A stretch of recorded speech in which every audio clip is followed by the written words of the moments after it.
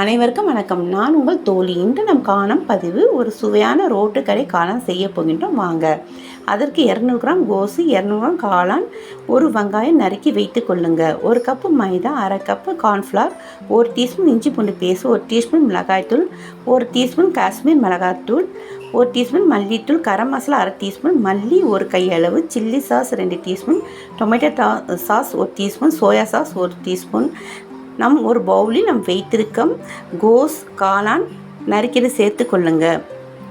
வைத்திருக்க மசாலாவில் பாதியை மட்டும் சேர்த்து கொள்ளுங்க. இஞ்சி பூண்டு பேஸ்ட்டு சேர்த்து கொள்ளுங்க. கார்ன்ஃப்ளவர் மாவு, மைதா மாவு சேர்த்து கொள்ளுங்க. தண்ணீர் லைட்டாக தொளித்து நல்லா பிசைந்து கொள்ளுங்க. ஒரு கடாயில் எண்ணெய் விட்டு காய வைத்து பக்காடா போல் போட்டு எடுத்துக்கொள்ளுங்க. ஆறிய பிறகு பிச்சு எடுத்து வைங்க.